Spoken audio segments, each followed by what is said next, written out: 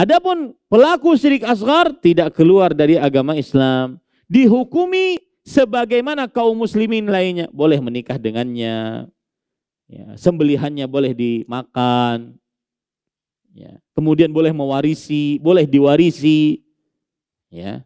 Ini yang ketiga. Yang keempat,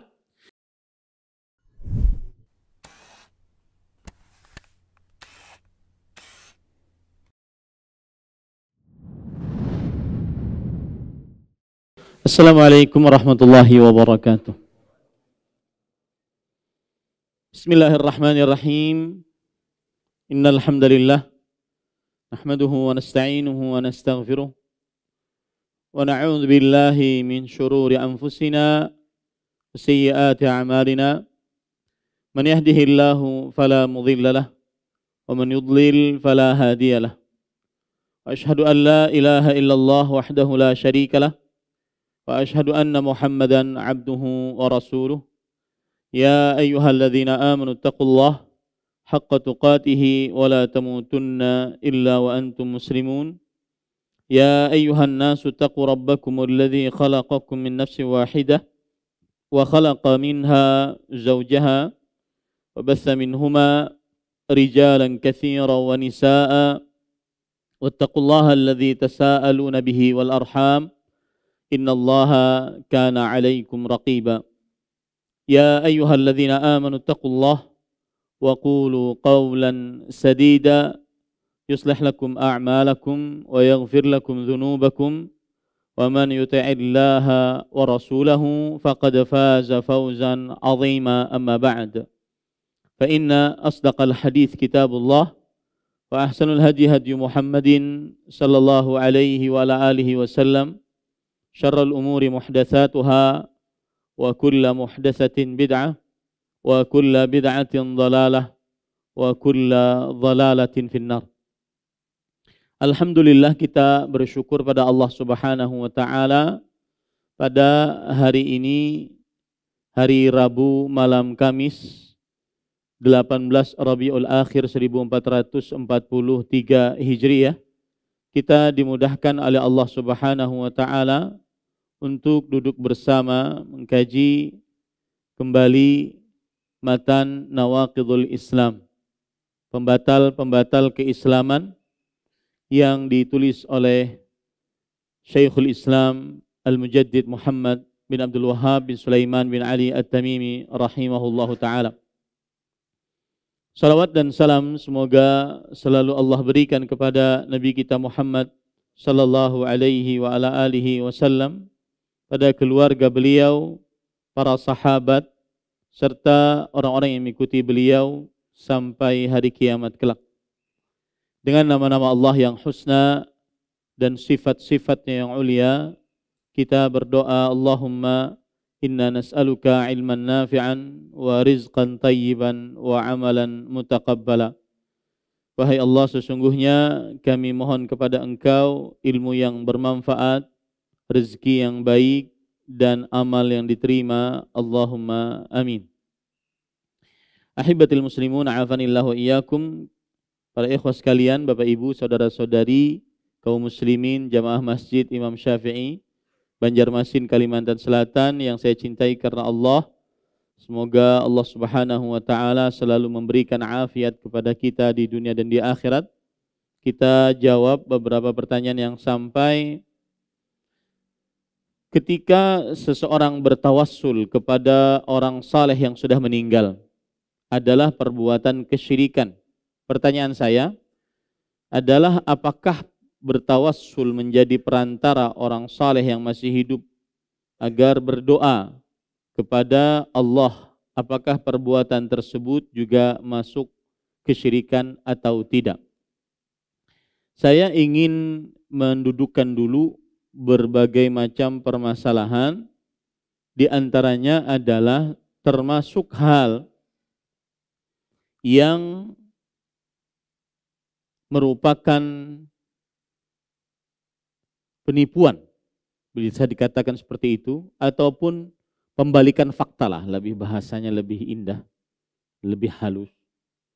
Pembalikan fakta yaitu ada istilah al-istighatsah disamakan dengan at-tawassul.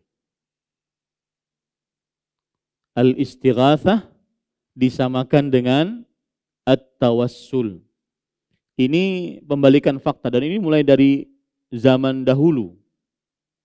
Seperti ada sebagian orang mengatakan di dalam kitabnya fat-tawassulu wat-tashaffu'u wal-istighatsatu kulluha bima'nan wahid.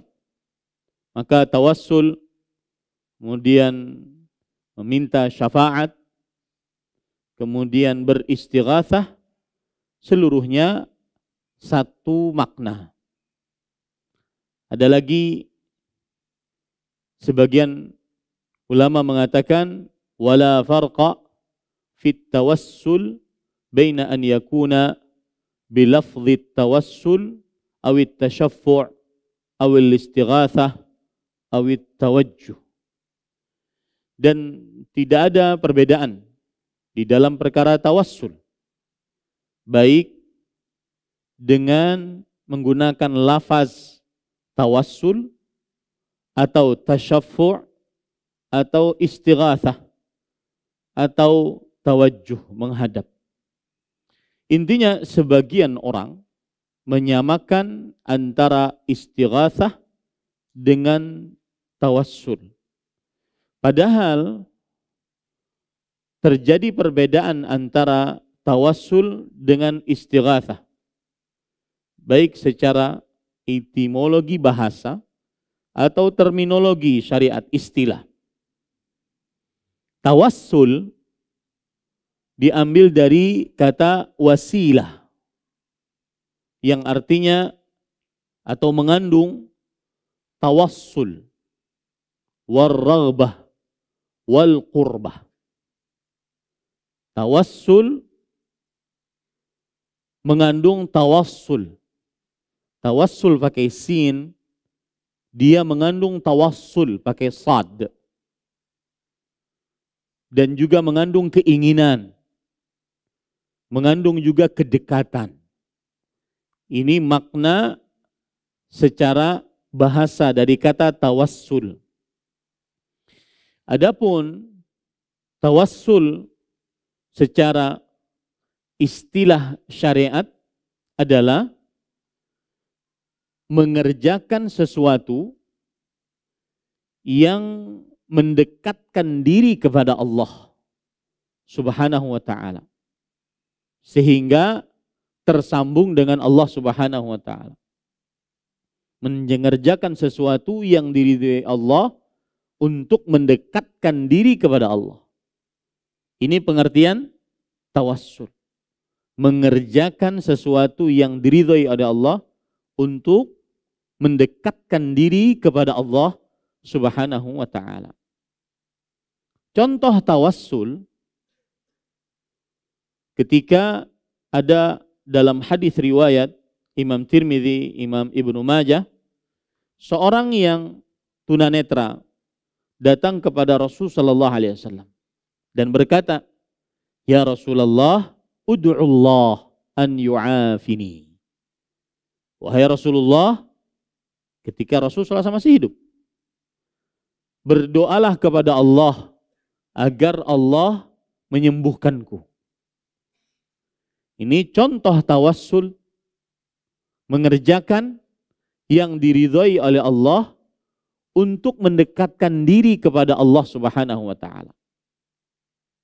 Kita mencari orang saleh yang masih hidup dan sanggup untuk berdoa kebaikan untuk kita. Ini contoh tawassul yang dibenarkan. Kemudian Rasul sallallahu alaihi wasallam bersabda, "In syi'ta da'autu wa in syi'ta sabarta fahuwa khairun lak." Jika kamu ingin, aku akan berdoa kepada Allah. Lihat, doa lagi. Dan jika kamu ingin, kamu bersabar dan itu lebih baik bagimu. Lalu sang tunanetra tersebut mengatakan, "La, bal ud'ullaha li." Tidak. Tapi berdoalah kepada Allah untukku. Maka akhirnya Rasul Shallallahu Alaihi Wasallam memerintahkan orang yang tunanetra tersebut berwudu, lalu sholat 2 rakaat, lalu berdoa dengan doa ini. Allahumma inni as'aluka wa atawajjahu ilaika binabiyyika Muhammadin nabiyyir rahmah. Ya Muhammad, inni atawajjahu bika ila rabbi fi hajati hadhihi. Ya Allah, sesungguhnya, lihat, mintanya kepada siapa? Allah.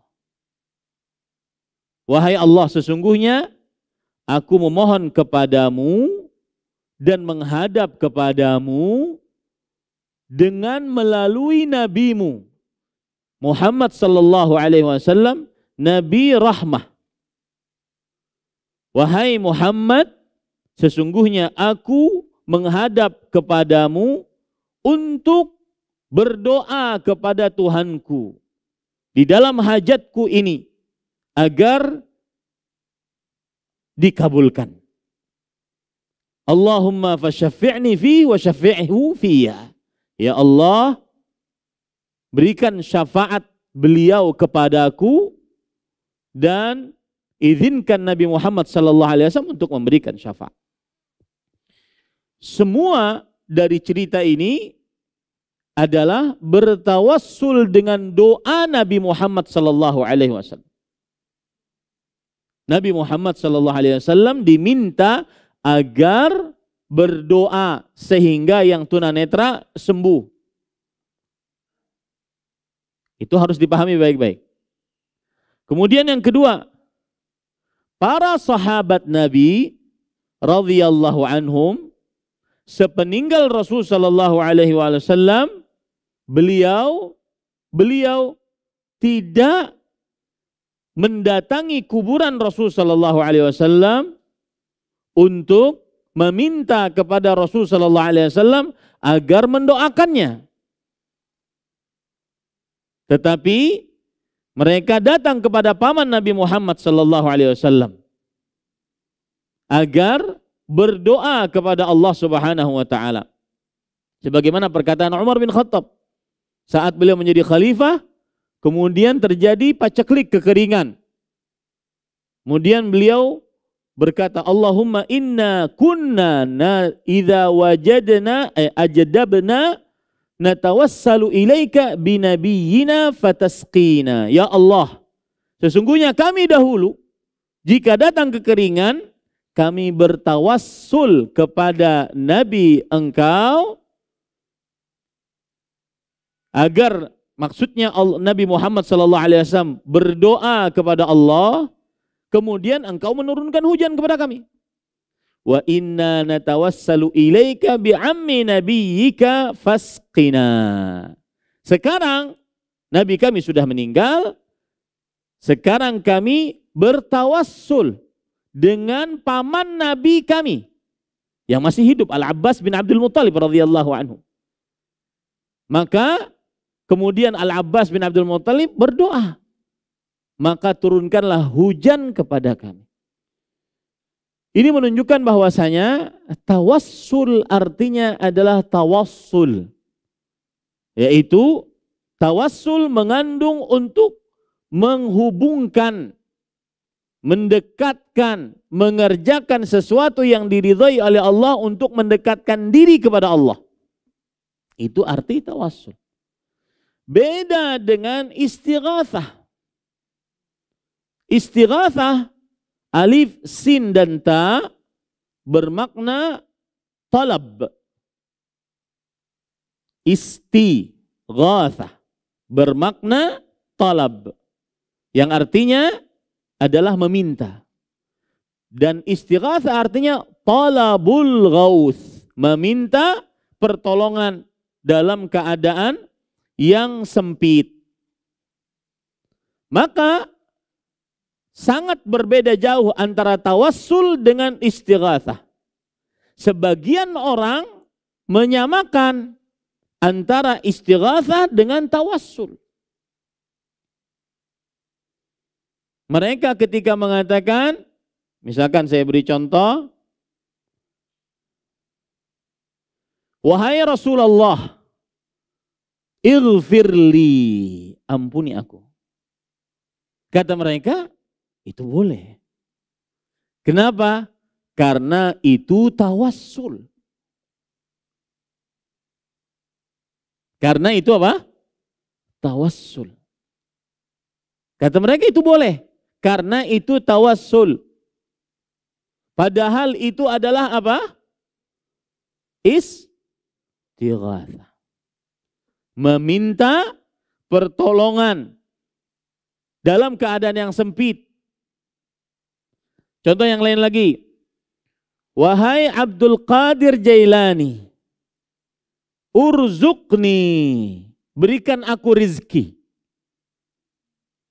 Kata mereka, itu adalah tawassul. Maka kita katakan itu adalah istighatsah. Talabul ghauth. Dan istighatsah tidak boleh diberikan kecuali hanya kepada Allah Subhanahu wa taala. Kenapa? Karena hakikat istighatsah adalah doa. Tidak boleh berdoa kecuali hanya kepada Allah. Wa qala rabbukum ud'uni. Rabb kalian berfirman, berdoalah kalian kepadaku. Rasul sallallahu alaihi wasallam bersabda, ad-du'a huwal ibadah. Doa adalah inti ibadah, sedangkan ibadah tidak boleh diberikan kecuali hanya kepada Allah. Di sini perbedaannya. Paham sekarang? Jadi sebagian orang mengatakan, ya Husain, al-madad, al-madad. Wahai Husain, kami minta pertolongan, kekuatan. Mereka katakan itu bukan istighatsah. Tapi mereka mengatakan apa? Tawassul. Sedangkan terjadi perbedaan antara tawassul dengan istighatsah. Tawassul mengerjakan sesuatu yang diridhai oleh Allah untuk mendekatkan diri kepada Allah. Seperti saya beri contoh. Orang berkata, Allahumma bibirri walidati farrijham. Ya Allah, dengan baktiku kepada orang tuaku, mudahkan urusan agamaku, urusan rizkiku. Ini apa? Tawassul. Mengerjakan sesuatu yang diridhai oleh Allah untuk mendekatkan diri kepada Allah Subhanahu wa taala. Contoh yang lain lagi, ya Razzaq urzuqni, ya Rahman irhamni, ya Ghaffar ighfirli. Wahai yang maha luas rezekinya, berikan rezeki kepadaku. Wahai yang maha pengampun, berikan ampunan untukku. Wahai yang maha pengasih, kasihi aku. Ini apa? Tawassul. Yaitu mengerjakan sesuatu yang diridhai oleh Allah untuk mendekatkan diri kepada Allah. Berdoa dengan menyebut nama-nama Allah, sesuatu yang diridhai oleh Allah Subhanahu wa taala. Allah berfirman, walillahil asmaul husna fad'uuhu biha wa dzarul ladzina yulhiduna fi asma'ih. Yang artinya, dan Allah memiliki nama-nama yang husna, berdoalah kalian dengannya. Tawassul. Contoh yang lain lagi, ada orang yang saleh seperti kisah tunanetra tadi, datang kepada Rasulullah sallallahu alaihi wasallam agar minta didoakan. Ini namanya mengerjakan sesuatu yang diridhai oleh Allah untuk mendekatkan diri kepada Allah. Umar bin Khattab radhiyallahu anhu datang ke Al-Abbas bin Abdul Muttalib agar berdoa minta hujan karena kedudukan Abbas sebagai paman Nabi Muhammad salawatu rabbi wassalamu wa barakatuh alaihi. Dan ini kita bisa contoh para habaib yang benar-benar keturunan Rasul sallallahu alaihi wasallam saat pacaklik hujan, pacaklik tidak turun hujan, minta mereka berdoa kepada Allah. Yang alim, yang saleh berdoa kepada Allah, mencontoh para sahabat Nabi radhiyallahu anhum. Mereka memiliki hak lebih daripada kita kaum muslimin biasa. Mereka zuriat Rasul sallallahu alaihi wasallam. Mereka wajib kita muliakan, dan ini salah satu wasiat. Ada buku saya baca kemarin, Wasiat Nabi Muhammad SAW di 100 hari terakhir Rasulullah SAW sebelum wafat. Salah satunya adalah berwasiat agar kita menghormati Ahlul Bait. Kalau kita di Indonesia, para habaib yang benar-benar memang sampai kepada keturunannya sampai kepada Rasulullah SAW. Itu kemuliaan. Dan Allah memilih seseorang mulia dibandingkan yang lainnya melalui nasab. Asalkan mereka adalah orang-orang yang saleh, mengamalkan Al-Quran, hadis berdasarkan pemahaman para sahabat Nabi radhiyallahu anhum. Nah, itu tawassul. Adapun istighatsah tidak. Istighatsah kepada orang yang sudah mati, enggak boleh. Mengapa demikian? Karena mereka sudah meninggal. Seperti seseorang berdoa kepada, ya Rasulullah ighfirli, wahai Rasulullah ampuni aku. Ini bukan tawassul, tetapi apa? Istighatsah. Jadi bandingkan itu, bedakan itu antara dua hal. Ya. Kenapa? Karena terjadi perbedaan antara istighatsah dengan tawassul. Dan istighatsah adalah doa. Saya ulangi, istighatsah adalah doa. Doa tidak boleh diberikan kecuali hanya kepada Allah Subhanahu wa taala. Dan boleh beristighatsah kepada orang yang masih hidup dalam perkara-perkara yang dia sanggupi untuk mengerjakannya. Adapun yang dia tidak sanggupi, maka tidak diperbolehkan. Seperti beristighatsah kepada seseorang, minta pertolongan dalam keadaan yang sempit agar diberikan ketenangan hati, agar diberikan rezeki, agar diberikan anak, diberikan umur panjang, diberikan kebahagiaan. Ini tidak boleh. Kepada orang yang masih hidup tidak boleh. Kenapa? Karena la yaqdiru alaihi illallah. Tidak ada yang sanggup memberikan itu semua kecuali Allah. Apalagi kepada orang yang sudah apa? Meninggal. Allah Subhanahu wa taala berfirman di dalam surat An-Naml ayat 62. Amman yujibul muttar idza da'ah wa yakshifus su' wa yaj'alukum khulafa'al ard. A ilahun ma'allah qalilan ma tadhakkarun. Siapakah? Siapakah ini pian ganti gampangannya adalah dengan tidak ada. Tidak ada siapapun yang sanggup mengabulkan doa orang yang dalam kesulitan jika ia berdoa kepadanya. Dan sanggup menghilangkan keburukan. Dan sanggup menjadikan kalian sebagai pemimpin kuasa di atas muka bumi ini. Kecuali Allah. Adakah Tuhan bersama dengan Allah? Tidak ada. Ini dalil begitu tegas bahwasanya tidak boleh beristighatsah kepada makhluk. Ya, baik yang hidup apalagi yang sudah mati. Bahkan Allah mengatakan dalam surah Al-Ahqaf ayat 4 sampai 5, "Wa man adhallu mimman yad'u min dunillah man la yastajibu lahu ila yaumil qiyamah wa hum an du'aihim ghafilun." Siapakah? Siapakah ini ganti lagi dengan tidak ada. Karena ini kata tanya untuk pencelaan dari Allah. Maknanya adalah nafi, peniadaan. Kalau kita ganti dengan tidak ada sangat tepat sekali. Wa man adhallu, tidak ada yang lebih sesat dibandingkan orang yang berdoa kepada selain Allah. Dan ada kaidah disebutkan oleh para ulama, min dunillah ada dua makna. Berdoa kepada selain Allah, min dunillah maksudnya ghairallah, selain Allah. Atau yang kedua, berdoa kepada Allah bersamaan dengan kepada selain Allah. Min dunillah maknanya ada dua. Yang pertama adalah ghairallah, selain Allah. Yang kedua adalah ma'allah, bersama dengan Allah. Dia berdoa kepada Allah, berdoa juga kepada selain Allah. Husain radhiyallahu an, Rasulullah sallallahu alaihi wasallam, Fatimah, Ali. Makanya kan ada di mana itu di video-video tersebar di internet, orang mau terjadi maut di pesawat, mau jatuh pesawatnya. Bukan berdoa kepada Allah, berdoa kepada ya Ali, ya Ali, ya Ali. Mereka beranggapan itu tawassul.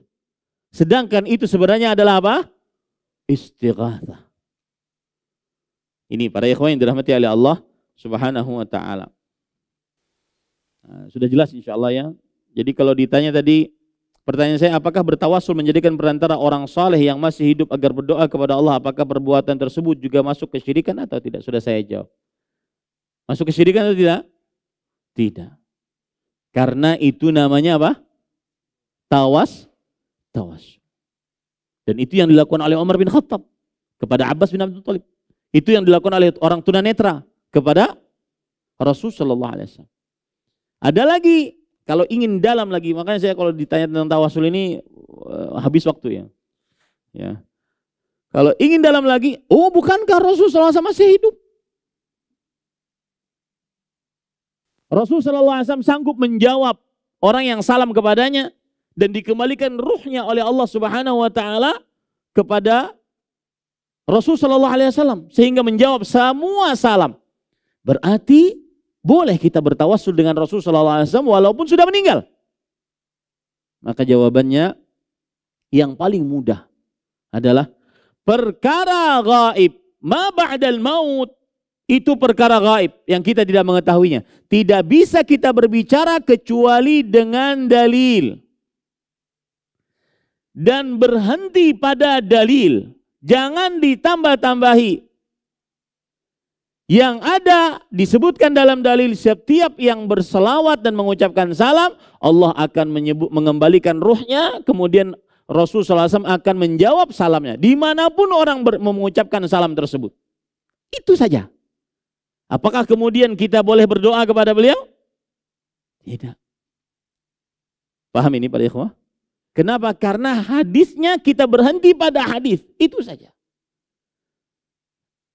Ya, dan di dalam ayat tadi Al-Ahqaf ayat 4-5 Allah menyebutkan adhallu, yang lebih menyimpang, yang lebih tidak berakal, yang lebih sesat. Orang yang tidak ada yang lebih sesat daripada mereka, orang-orang yang berdoa kepada selain Allah Subhanahu wa taala. Apa sih susahnya berdoa kepada Allah Subhanahu wa taala? Allah yang langsung memerintahkan untuk kita berdoa kepada Allah Subhanahu wa taala. Ini pian salahkan Buan Miss yang mengirim pertanyaan non ulun.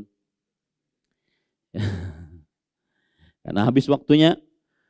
Bolehkah, wallahu alam, ini pertanyaan pertama. Pertanyaan kedua, bolehkah menghukumi sesuatu sebagai aliran sesat pada kajian atau ceramah yang kita ketahui menyimpang dari Al-Quran dan hadis? Maka jawabannya, kita menghukumi perbuatan agar menjauhi perbuatan tersebut jika perbuatan tersebut menyimpang dari Al-Quran dan hadis.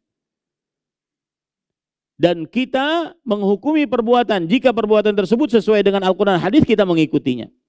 Adapun si fulan sesat, si kelompok fulan sesat, tidak perlu menyibukkan diri dengan itu. Sibukkan diri belajar ilmu agama, ketahui mana yang benar, mana yang salah, yang benar diikuti, yang salah dijauhi. Wallahu a'lam. Pertanyaan selanjutnya, di daerah saya banyak beredar rumor bahwa rumah dengan 2 lantai sebagian tidak full itu menjadi penyebab perceraian suami istri di dalamnya. Karena ada yang pernah terjadi lalu masyarakat sekitar percaya bahwasanya itu penyebab perceraian. Apakah itu benar Ustadz? Dan kalau tidak benar, bagaimana hukumnya mempercayai hal tersebut? Apakah itu termasuk syirik kecil atau tidak? Maka jawabannya, ini masuk ke dalam perkara apa? Saya pernah menjelaskan. Saya pernah menjelaskan tentang sebab. Sebab ada 2 macam. Sebab yang pertama, syar'i dini. Sebab yang kedua, kauni qadari. Sebab syar'i dini adalah sebab-sebab yang disebutkan dalam Al-Quran, hadis Rasul sallallahu alaihi wasallam yang sahih, bahwa ini adalah penyebab atas sesuatu. Al-Quran sebab kesembuhan. Minum madu adalah kesembuhan. Makan kurma ajwa setiap pagi 7 butir sebab terhindar dari seluruh penyakit racun kecuali satu, yaitu kematian. Ini sebab-sebab syar'i dini. Dan yang lain-lain contohnya. Ada sebab kauni qadari, sebab yang sudah teruji, terbukti, bisa dibuktikan secara valid, ada yang bertanggung jawab atasnya, maka ini sebab kauni qadari. Nah, sekarang pertanyaannya, rumah tingkat 2 yang setengah kada dipakai, apakah penyebab perceraian? Hayo buktikan pian sito.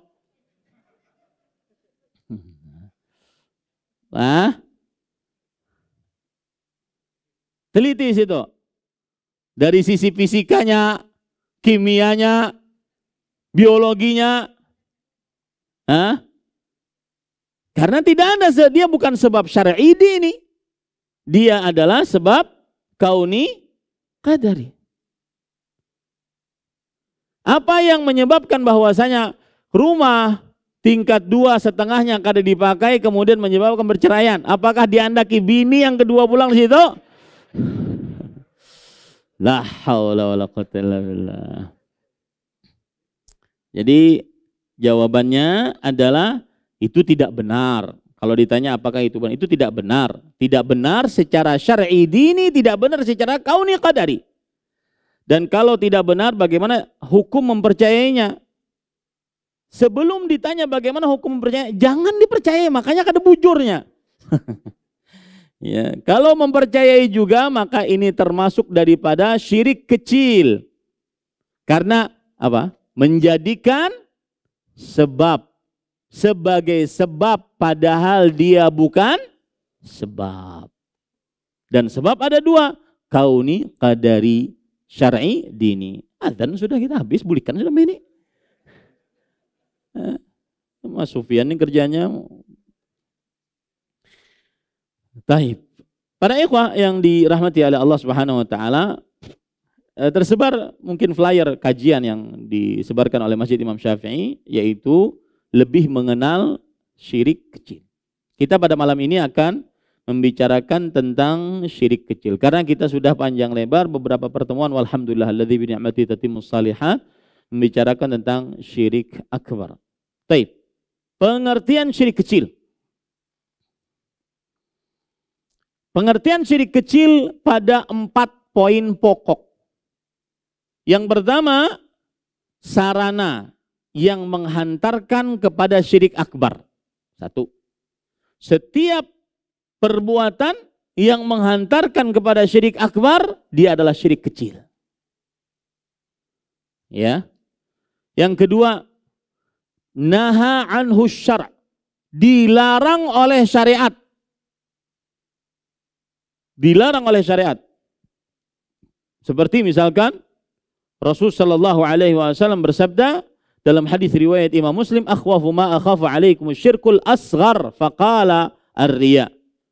Yang paling aku khawatirkan atas kalian adalah syirik kecil, yaitu riya. Ini menunjukkan riya syirik kecil. Kenapa? Dilarang oleh syariat. Begitu juga dalam hadis Rasul sallallahu alaihi wasallam bersabda, man halafa bi ghairillah faqad asyrak. Siapa yang bersumpah dengan nama selain Allah, maka sungguh dia telah melakukan kesyirikan. Ini disebut dengan syirik kecil. Kenapa? Karena dilarang oleh syariat. Yang ketiga, dinamai dalam dalil-dalil syar'i, baik Al-Quran atau hadis, sebagai perbuatan syirik. Dinamai dalam dalil-dalil syar'i, baik Al-Quran atau hadis, sebagai perbuatan syirik. Seperti yang saya sebutkan tadi. Di antaranya hadis riwayat Imam Abu Daud. Rasulullah sallallahu alaihi wasallam bersabda, "At-tiyaratu syirk." Merasa bernasib sial dengan apa yang dilihat, apa yang didengar adalah kesyirikan. Ada nama oleh syariat, dia perbuatan syirik.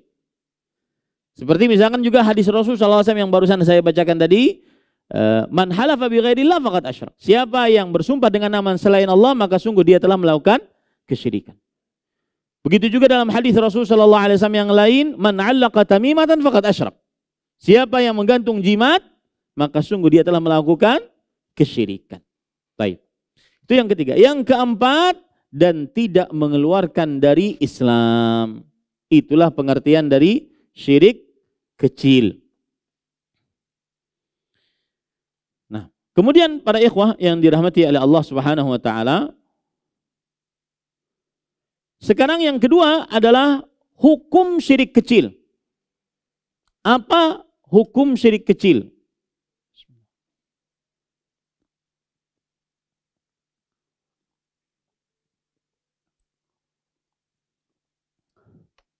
Kalau kita berbicara tentang hukum, maka berarti dia membicarakan tentang hukum-hukum syar'i. Al-ahkam al-khamsah. Hukum syar'i yang 5, yaitu wajib, sunnah, mubah, makruh, haram. Dari 5 ini, apa hukum syar'i pada syirik kecil? Maka hukumnya adalah haram.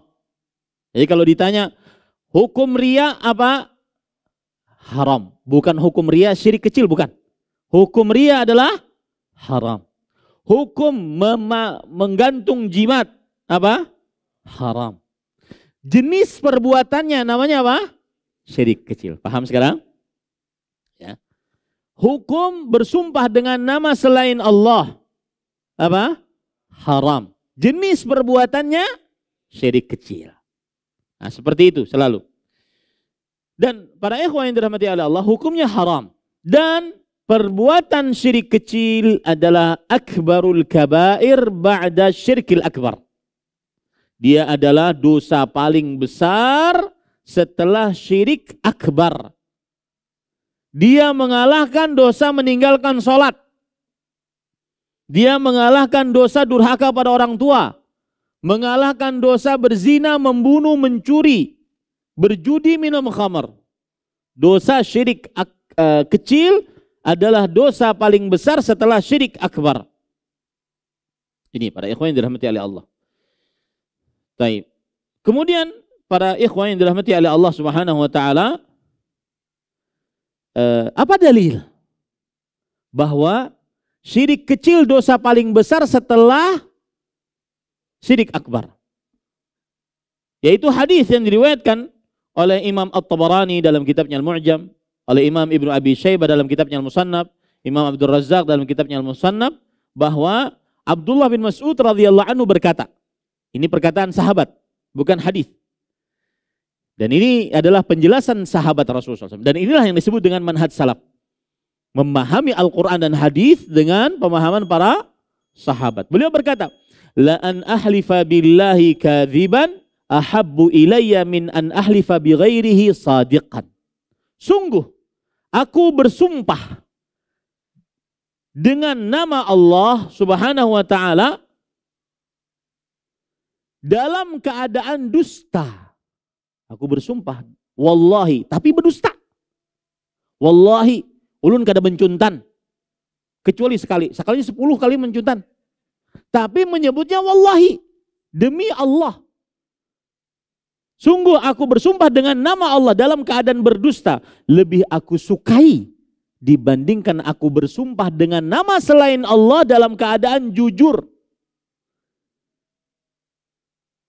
Demi mama ulun kada mencuri, bujuran kada mencuri, tapi sumpahnya demi mama. Ulun jelaskan setelah azan, silakan azan. Baik, kita lanjutkan tadi sampai kepada bahwa Abdullah bin Mas'ud radhiyallahu anhu berkata, la an ahlifa billahi kadhiban ahabbu ilayya min an ahlifa bi ghairihi sadiqan.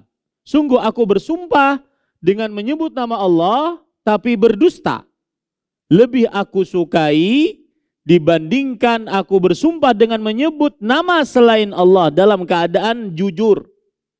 Bagaimana penjelasannya? Bersumpah dengan nama Allah sambil berdusta, dosa besar. Karena dusta adalah dosa besar. Bersumpah dengan nama selain Allah tapi jujur, ini apa? Syirik kecil. Syirik apa? Kecil. Ini menunjukkan bahwasanya syirik kecil adalah dosa paling besar setelah syirik akbar. Mengalahkan seluruh dosa-dosa besar. Dari mulai membunuh, berzina, mencuri, berjudi, minum khamar, kemudian lain-lainnya daripada dosa-dosa besar. Nah, kemudian yang masih berkaitan dengan poin kedua ini, yaitu bahwa syirik kecil menghapuskan pahala amalan tersebut. Menghapuskan pahala amalan tersebut. Seperti seorang melakukan riya pada sholatnya. Maka jika dia dari rakaat pertama sampai rakaat terakhir asalnya ikhlas, lalu datang riyanya, dari rakaat kedua datang riyanya, ya, maka pada saat itu dia terus-terusan sampai salam riya, batal seluruh pahala sholatnya dari rakaat pertama sampai rakaat terakhir. Menghapuskan pahala amalan tersebut.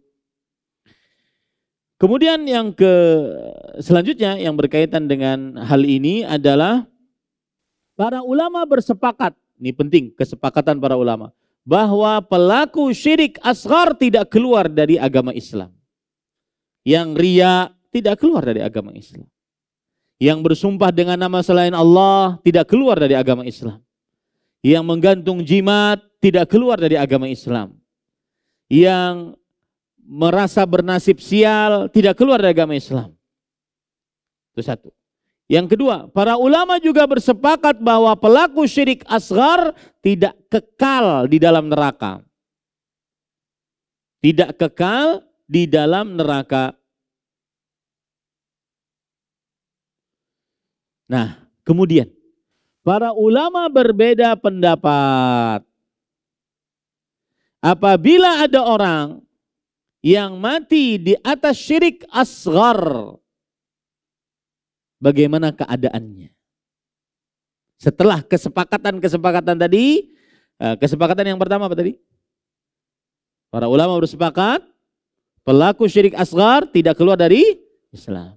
Para ulama bersepakat, pelaku syirik akbar tidak kekal di dalam neraka. Nah, para ulama berbeda pendapat. Pelaku syirik asghar jika mati di atas syirik asghar, bagaimana keadaannya? Ada yang mengatakan bahwa dia seperti dosa-dosa besar. Misalkan nih, ada orang berzina, mati. Pas berzina mati, belum sempat bertobat. Maka keyakinan kita sebagai Ahlussunnah wal Jamaah apa? Maka dia mati di atas dosa besar. Mukmin kata dia? Mukmin. Berhak disolati tidak? Berhak. Dimandikan, dikafani, disolati, dikuburkan di kuburan kaum muslimin.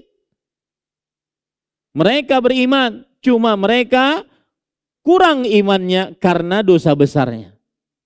Nah, apakah syirik asghar yang mati di atasnya dan belum bertobat darinya, apakah seperti itu? Ini pendapat yang pertama. Yang diistilahkan oleh para ulama tahtal masyiah. Tahtal masyiah. Sekehendak Allah. Jika Allah mau mengampuni, Allah masukkan dia ke dalam surga. Jika Allah mau menyiksa dia, Allah siksa dia, tetapi di neraka. Tetapi apa? Tidak kekal di dalam neraka. Paham ini para ikhwah? Baik. Ini pendapat yang pertama. Pendapat yang kedua adalah bahwasanya pelaku syirik asghar, dia seperti syirik akbar.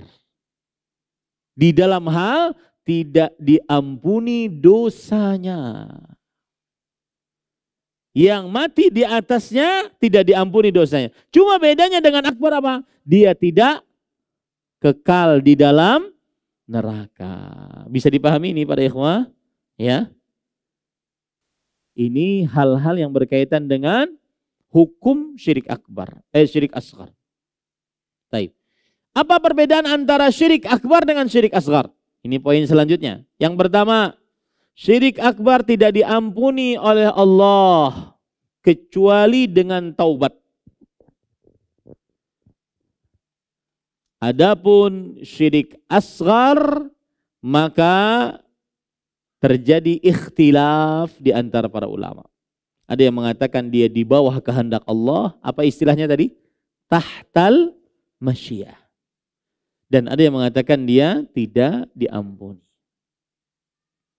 Ini yang pertama, bedanya antara syirik akbar dengan asghar. Akbar tidak diampuni sama sekali. Yang mati di atasnya dan belum bertobat saat hidup tidak diampuni oleh Allah.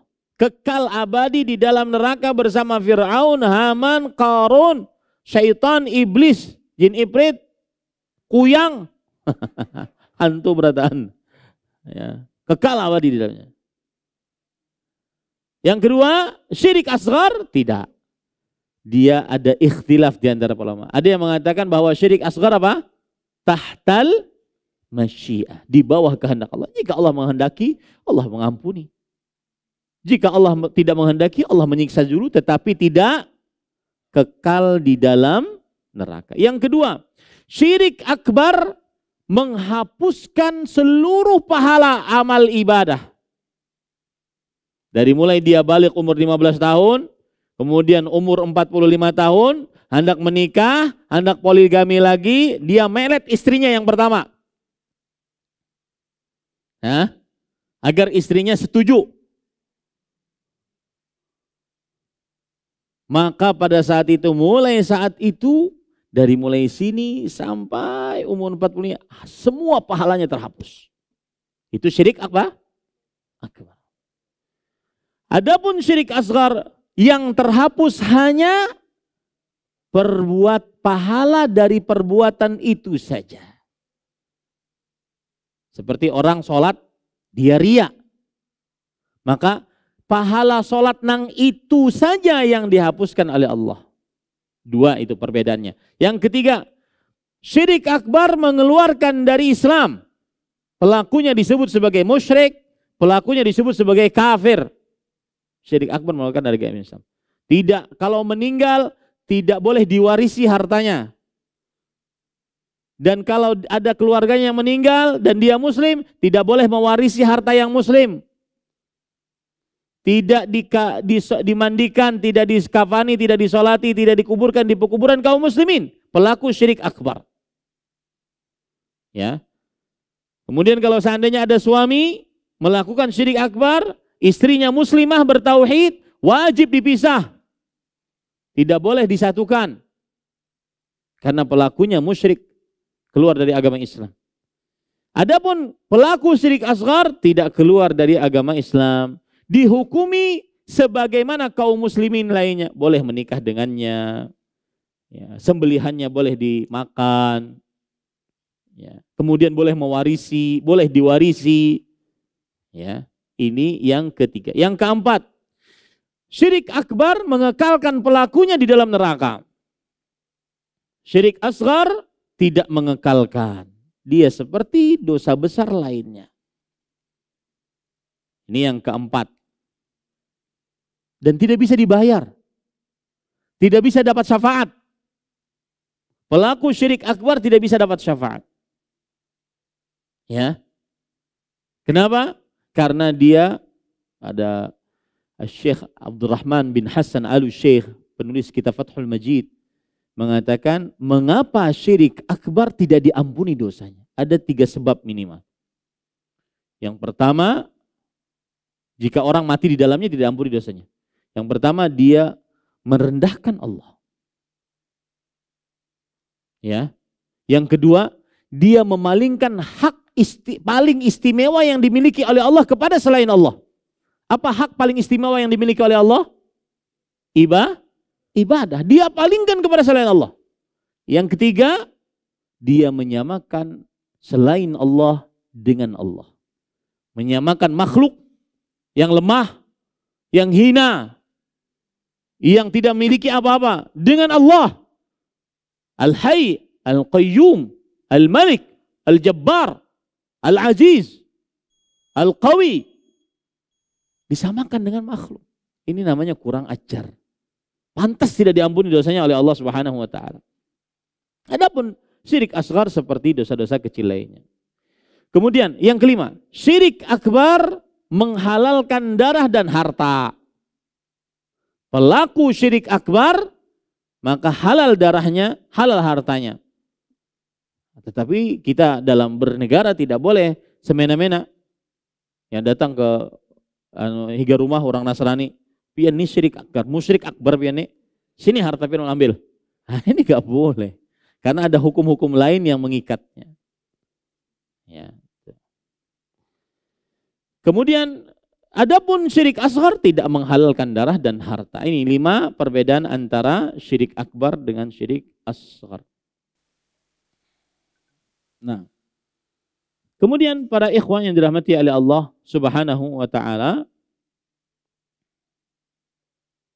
ya, itu kira yang saya bisa sampaikan. Sekarang sedikit saya akan masuk kepada riya dan juga beramal ingin dunia. Karena pertemuan sebelumnya saya belum menyebutkan secara rinci. Bagaimana pembagian riya yang masuk ke dalam sebuah amal. Ada orang sholat, asalnya dia karena Allah. Lalu datang riyanya. Nah, bagaimana pembagiannya? Mohon diperhatikan. Aqsam dukhul riya fil amal. Aqsam dukhul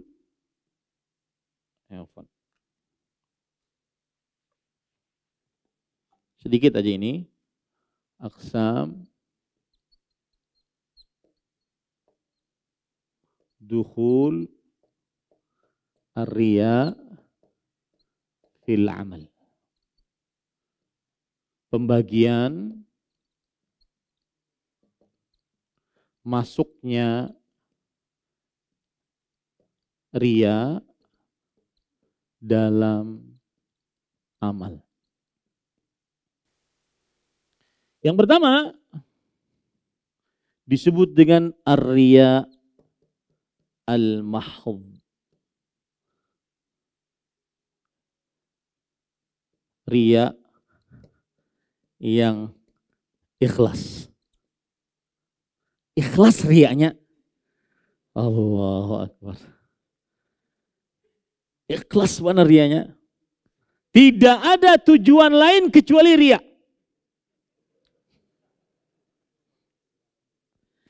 Tidak pernah sholat sama sekali di dalam hidupnya. Saat ada pemilik perusahaan yang dia adalah pegawai di perusahaan tersebut, ahli sholat, dia ikut sholat hanya karena pemilik perusahaan sholat. Ini namanya riyanya ikhlas. Ikhlas mana riyanya. Ini saya dapatkan istilah dari Syekh Al-Allamah, Profesor Dr. Abdul Razak bin Abdul Muhsin Al-Badr hafizahullah. Ketika beliau melihat ada orang, beliau duduk baca Quran di Masjid Nabawi, kemudian ada orang datang. Datang, kemudian langsung tanpa takbiratul ihram, tanpa sholat, langsung duduk tasyahud. Kemudian ada di higanya selfie. Imbas selesai sesi pemotretan, ampihan, bulikan. Ini kata beliau riyanya ikhlas. Ya, dan inilah seperti orang-orang munafik. Rasul Allah Subhanahu wa taala berfirman, "Innal munafiqina yukhadi'una Allah wa huwa khadi'uhum wa idza qamu ila salati qamu kusala yura'una an-nas wa la yadhkuruna Allah illa qalila." Orang-orang munafik menipu Allah dan mereka menipu dan Allah membalas tipuan mereka. Mereka sholat dalam keadaan malas. Mereka riya terhadap manusia. Karena hanya ingin dikatakan sholat, maka mereka sholat. Kalau tidak, tidak sholat sama sekali. Makanya sholat yang paling berat adalah ketika orang-orang tidak ada yang melihat. Yang masih gelap. Sholat subuh dengan sholat isya. Kedua yang melihat, kalau sakin sholat tuh. Riyanya ikhlas. Riya al-mahab. Kemudian yang kedua adalah riya. Yang kedua ini banyak fi asna'il amal. Riya di tengah-tengah amalan. Asalnya ikhlas karena Allah salatnya. Ya, lalu dia riya. Nah, ini bagaimana pembagiannya? Yang pertama pembagiannya saya bagi begini, ya. Yang pertama adalah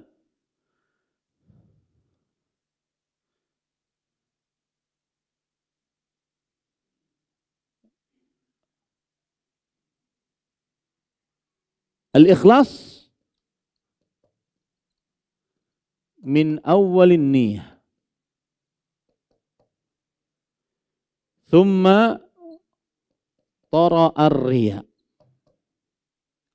Ini sudah di sini tadi. Riya di tengah amal. Ini saja.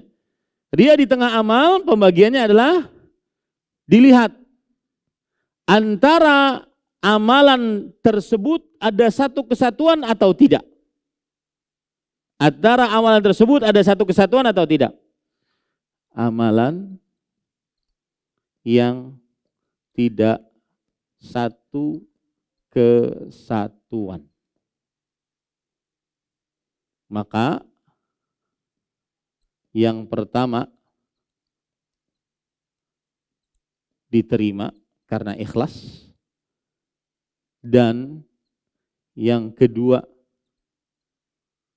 ditolak karena riya. Saya beri contoh. Ada orang punya duit 50.000. Melihat orang minta-minta, kasihan bilangnya, kasih 20.000. Selesai. Bujur-bujur ikhlas. Hanya sekedar ingin dapat pahala dari Allah, ingin menolong orang tersebut.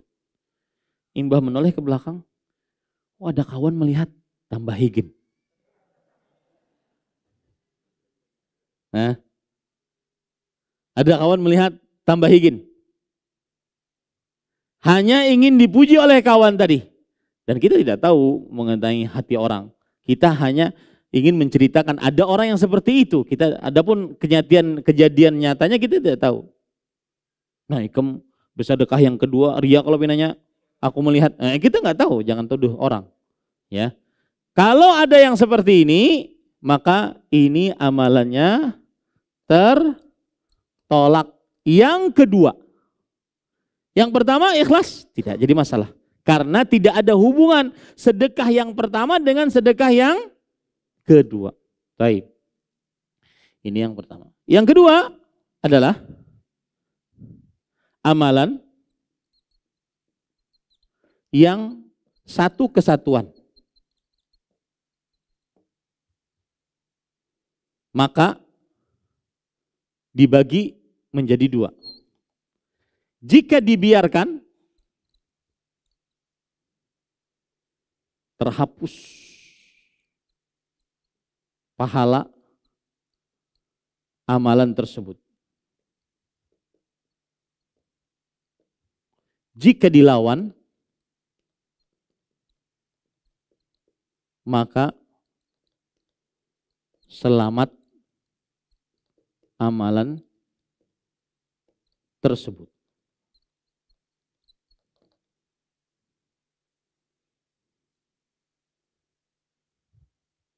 Salat, Allahu Akbar. Rakaat pertama ikhlasnya luar biasa. Pas rakaat kedua ada calon mintuha yang hendak dipoligami nih. Calon mintuha. Mulai rakaat kedua berubah. Miring-miring. Ya. Salatnya diperpanjang, rukuknya lawas. Nah, Apabila dibiarkan maka terhapus seluruh amalnya. Dari awal sampai akhir, rakaat pertama sampai rakaat terakhir. Karena dia satu kesatuan, sholat. Karena mungkin sholatnya dipanggal-panggal, rakaat pertama salam, gak mungkin kan? Karena dia satu kesatuan. Kalau dibiarkan terhapus amal. Tapi kalau kalau dilawan, tidak, hanya ingin dapat pahala dari Allah. Di akhirat tidak mungkin Sidin memberikan ganjaran kepadaku. Aku hanya ingin dapat. Dia dilawan, maka selamatlah amalan tersebut. Riya yang datang tadi tidak mempengaruhi amalannya sama sekali. Paham ini para ikhwah? Baik.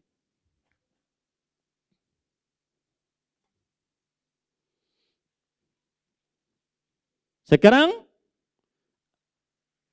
ini sebenarnya yang akan saya jelaskan termasuk bagian dari riya. Tetapi dia dikhususkan oleh para ulama karena pembagiannya atau kejadiannya lebih spesifik lagi. Yaitu pembagian masuknya niat dunia di dalam amal. Ya. Dukhul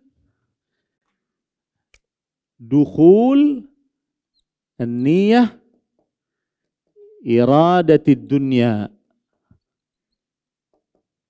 fil amal. Pembagian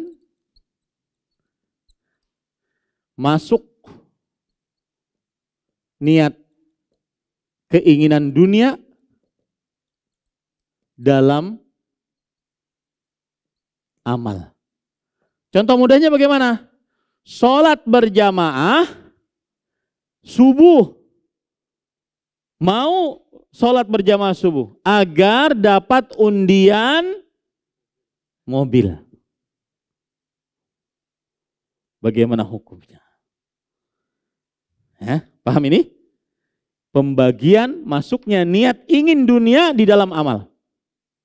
Maka kita bisa bagi menjadi pertama ad-dunya al-mahf. Keinginan dunia sama murni.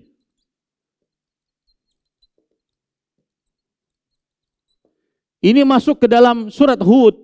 Kalau tidak salah ayat 50 kalau kita coba lihat. Allah berfirman dalam Al-Quran, "Man kana yuridul hayata dunya wa zinataha nuwaffi ilaihim a'malahum fiha wa hum fiha la yubkhasun. Ulaika alladziina laisa lahum fil akhirati illa an-nar wa habita ma sana'u fiha wa batilu ma kanu ya'malun." Siapa yang ingin kehidupan dunia dan perhiasannya, kami akan kasih dia dan tidak kami kurangi. La yubkhasun, tidak dikasih, tidak dikurangi. Makanya jangan heran ada orang yang bersedekah 100.000 kemudian menginginkan 1 miliar. Murni hanya untuk 1 miliar, nggak ingin dapat pahala dari Allah. Dikasih nggak? Kasih. Karena ayatnya ayat berapa? Surat Hud ayat 15. Ya. Tetapi ulaikal ladzina laisa lahum fil akhirati illan nar. Mereka di akhirat tidak ada bagiannya kecuali neraka dan batal amalnya. Maka ini batal amalnya. Ini ingin dunia, murni dunia. Nah, kemudian yang kedua, ingin pahala, al-ajru minallah wad dunia. Pahala dari Allah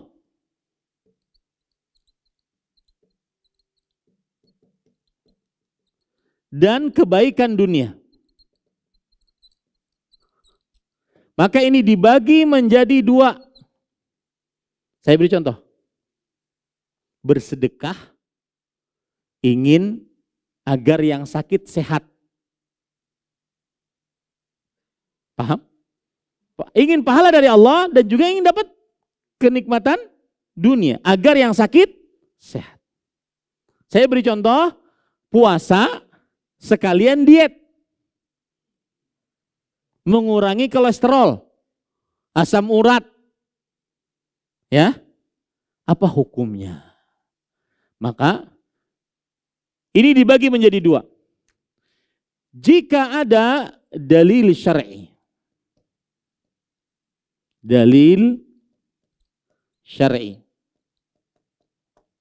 Maka dia boleh. Seperti Allah Subhanahu wa taala berfirman di dalam Al-Qur'an tentang sedekah. Wa ma anfaqtum min syai' fa huwa yukhlifu. Apa saja yang kalian sedekahkan, Allah akan ganti. Maka boleh. Boleh. Ustaz, apa bedanya dengan ini? Bedanya dengan ini, dia tidak ingin dapat pahala. Dia cuma ingin dunia. Kalau ini ada pahalanya, ingin dia dapat dari Allah, tapi juga ganti juga gini, ya Allah. Aku bersedekah nih, ingin dapat pahala, tapi ganti aja juga yang lain. Paham ini?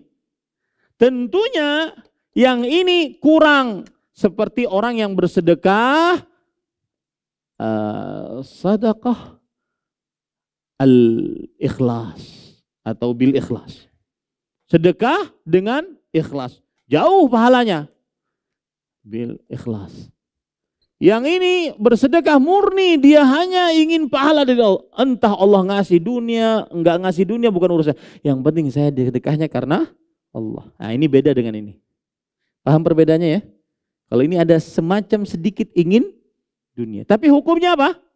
Boleh. Cuma berkurang pahalanya dibandingkan ini. Nah, yang ini la dalila syara'. Tidak ada dalilnya. Tidak ada dalil. Seperti tadi, puasa ingin apa?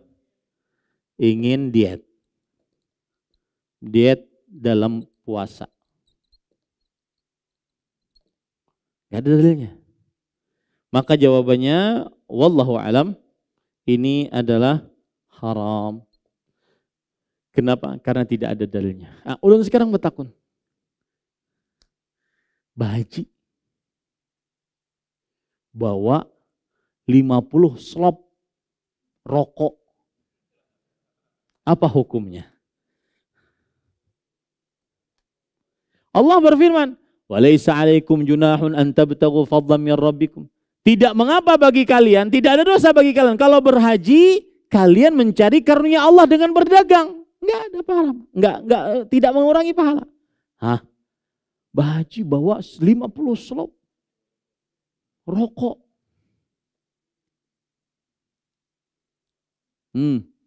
Masuk yang mana tuh, Bian?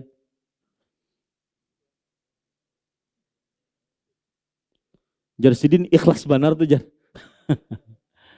Maka jawabannya adalah dia masuk ke dalam poin yang ketiga, yaitu beramal ingin dapat dunia dan ingin pahala dari Allah dari hajinya, kemudian dapat dagangan, hasil dagangan. Kalau niatannya untuk dapat pahala dan ingin berdagang, maka dia haram.